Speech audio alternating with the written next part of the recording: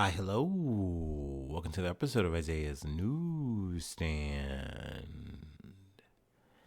It's your host, Isaiah Edwards. The date is February the 8th, 2025. Hopefully, this episode finds you well, in good spirits and high hopes. As for me, I'm doing pretty good. It's been a good Saturday so far. Got some sleeping in. I kind of I went to bed earlier than I should have. Woke up in like the middle of the night. Then later on went back to sleep. Woke back up, I think around 9 or so. So I was like, all right, no, we're doing actually pretty good. And then I went to the gym. Gym was good.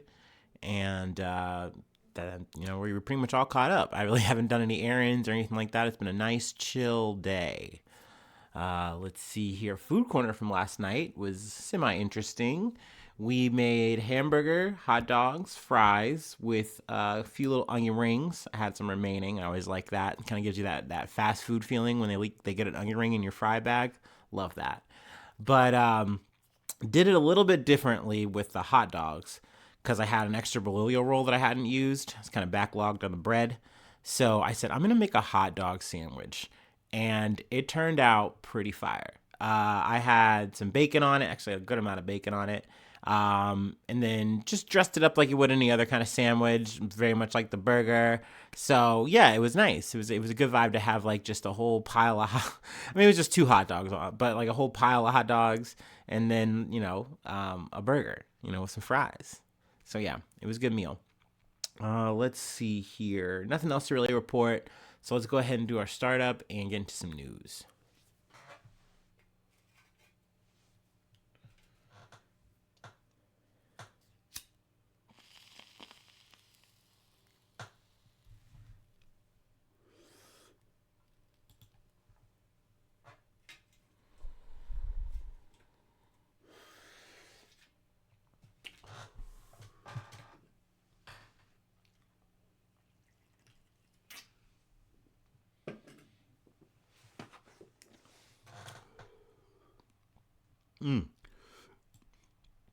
Okay, from USA Today. Coast Guard finds missing plane in Alaska. Excuse me. In Alaska ice. 10 believed dead. Search crews found a downed plane carrying 10 people that went missing along Alaska's western coast after rapidly losing altitude and speed, authorities said Friday. Everyone aboard the plane is presumed to be dead, said Lieutenant Commander Mike Salerno, a spokesperson for the U.S. Coast Guard. Salerno told reporters Friday that a Coast Guard helicopter located the wreckage and lowered two rescue swimmers to investigate. They saw 3 people inside the plane who appeared to be dead. The remaining 7 people are also believed to be inside, but were not immediately accessible due to the extent of the damage. The plane was found about 34 miles southeast of Nome.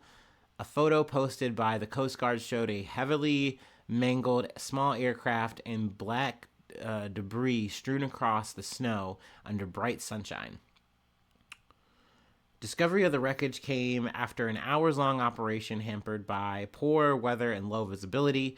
Fire crews conducted ground searches from Nome to Tapuk, and a U.S. Coast Guard flight crew scoured the airspace.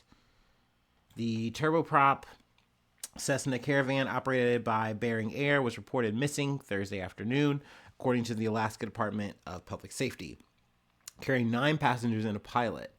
The plane was flying from Unalakleet, Alaska to Nome when its position was lost 12 miles offshore, according to the U.S. Coast Guard. Let's see. Here's more details I want to skim to. Before the plane was reported missing, the Nome Volunteer Fire Department said the pilot had told Anchorage Air Traffic Control he intended to enter a holding pattern while waiting for the runway to be cleared. The plane did not emit an emergency locator transmitter distress signal that would be triggered by a crash or exposure to seawater. So yeah, I mean, there's still more to be investigated on what exactly caused this. Obviously, it's very unfortunate. You were hoping. I mean, you kind of had to assume the worst in these kind of situations when a plane doesn't like pop back up on radar or anything like that. That it just goes missing in that kind of way. Usually, kind of means that it goes down. But maybe there could have been survivors or anything like that. So I didn't want to speculate in a negative way. So yeah, I mean, unfortunately, the worst has happened here. I'll definitely keep you posted on any more I gather out of the situation if it pops up. Just, I guess, a little bit more facts from the story before we leave it. According to live flight tracking website Flight Radar 24, the plane's last known position was over the water 38 minutes after leaving Unalakleet, which is typically less than an hour's flight from Nome. Bering Air is a family-owned airline headquartered in Nome. Its website says it's been operating since 1979 and offers scheduled regional service, charter flights, and cargo transport.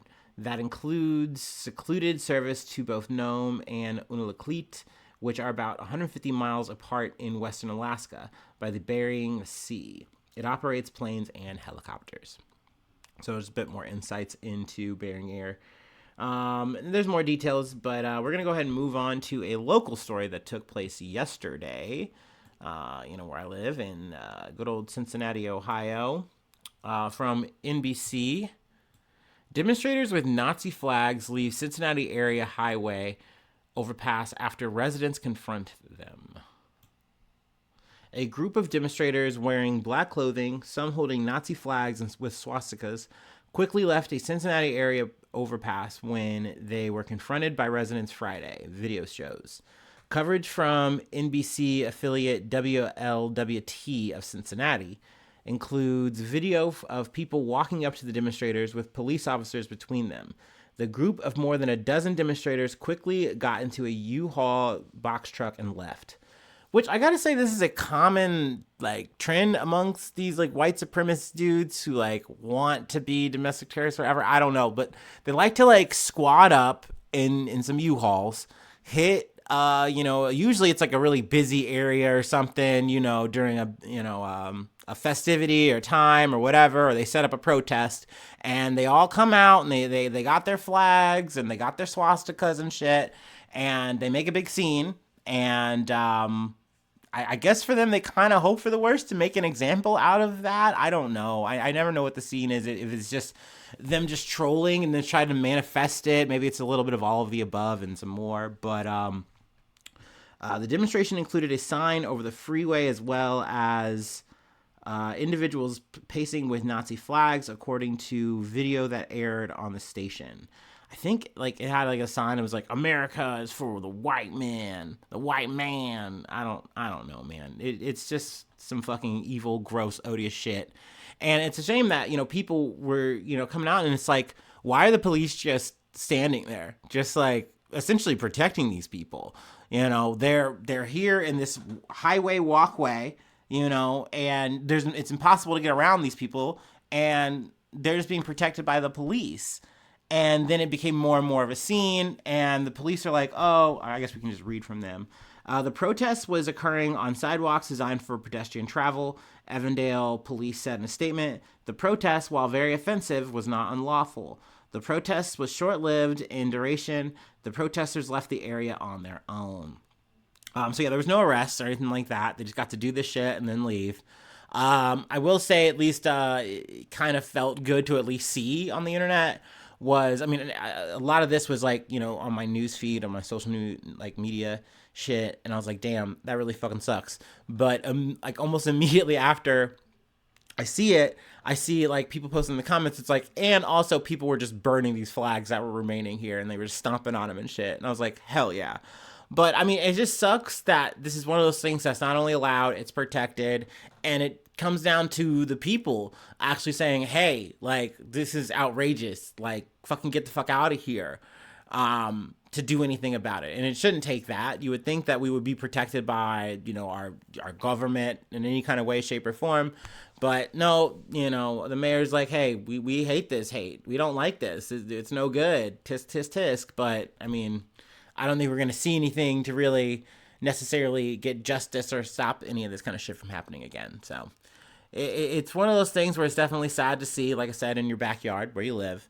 But I also got to say too, I wasn't surprised to see this. Is we've covered stories like this before in the past, and you kind of know that this shit is just allowed under free speech. But yet, if you protest some brown people in another country or something, you're a terrorist and you're a problem, and they're going to try to make some laws to stop you from being on a campus or from talking about it or whatever. So it's a weird world. It's a weird time, but I suppose that really never changes.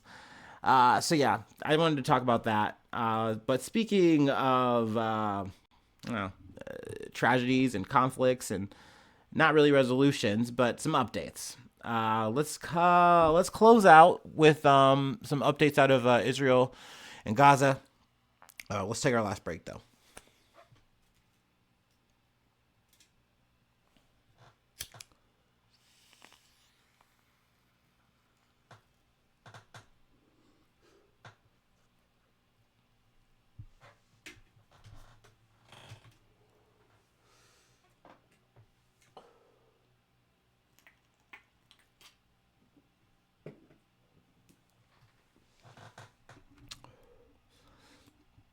All right, from CNN World.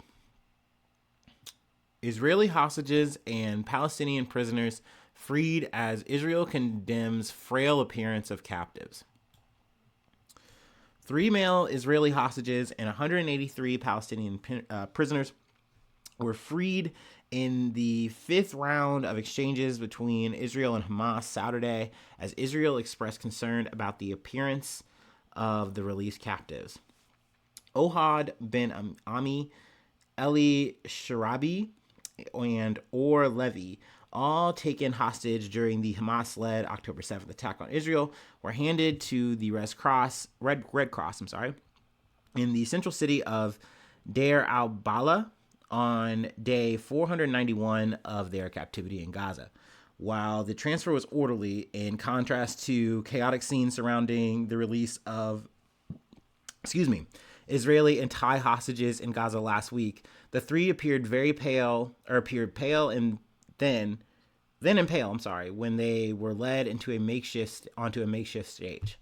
Now, I like how they kind of wrap those up, because those are two notes that seem to become very prevalent here in each moment, beat to beat, is that Israel finds a way to make sure that it's like, hey, please understand that Hamas is doing this in the worst villainous way possible. When you actually zoom in on the details, it's like, but you guys are doing the exact same thing, or there's nothing happening, or okay, whatever. So in this situation, yes, you have these 3 hostages. They were in definitely, frail conditions. But you go further into this article, and I'm at least glad that CNN eventually finds time to balance it out. But it's like the conditions of the prisoners that were being held by Israel are also bad. They also have been malnourished. They also have been treated very poorly, physically beaten or abused. And you have statements from, the Israeli cabinet, what is it? It's Itamar Ben-Gvir, saying, look, if it was up to me, I'd put a bullet in all their heads. But I can't do that, so I will feed them as little as possible. And that's it. I don't want to hear about it. I don't want to talk about it. I don't care. So, once again, you do not see the balancing of that in the headlines. At the top of an article that you're going to usually read before you start buzzing off or whatever. That shit is always by design. That is one of those things where I always want to mention that. It doesn't matter how liberal or conservative the media you're intaking. That shit is just the way that it is. That's just the way that the spin is. And I hate that. It bugs me. It bothers me. But yeah, that is how it goes. But that being said, it is an update. I'm going to try to do silver linings here and say, hey, it's good that this phase is still continuing. But also the bittersweet part that you have, are we really going to get to the phase 2 of this, or is Benjamin Netanyahu going to say, no, we want to go back to the war. We want to start doing more genocide. Especially combined and paired with Donald Trump's comments about the whole Gaza Riviera bullshit, like literally just trying to do a takeover, that has only spurred Israel to say, hey, let's hey, troops, you should actually start getting set up to do that so we can do this voluntary thing that Donald Trump wants to do. And then you hear Hamas saying, what are you doing? Like, this is completely inflammatory to our whole ceasefire, like the whole thing that we're trying to do, because none of us want to leave. No one wants to leave, dude. That's not what we're going to have happen here. And whether it is going to be American occupation, which, Trump has walked back, or further Israeli occupation. No, it's not going to work. We're going to keep fighting you. Why would you say this now in the middle of this fucking ceasefire negotiations that we're trying to do? Like, we haven't even gotten to phase 2 of it yet. So, we will see how this progresses. But like I said, you want to cover the wins whenever you can. Any good news, right? But yeah, that's where I will leave it for today. Trying to keep it a little shorter, maybe a little sweeter. I don't know. But yeah, if you'd like to help out, support the effort, I do have a Patreon, patreon.com/Isaiah News. Become a newsie today. Free ways to hit me up, IsaiahNews1@gmail.com. Feel free to follow me or the podcast on any of the socials. Excuse me. Bad burp. Subscribe to the YouTube. That's super helpful. Follow on Spotify. Follow on TikTok. Shout out to the TikTokers. I had my first, 1,000 views on an episode. That was very cool. Clap it up. We love that. Thank you. I know I'm giving you a shout out at the end, a little bonus credit there, but thank you so much. If you listen on there, it is much appreciated. But yeah, thanks so much for tuning in. Thanks so much for being a friend, and hopefully I see you soon for some more good news. I love ya. Bye-bye. Mwah.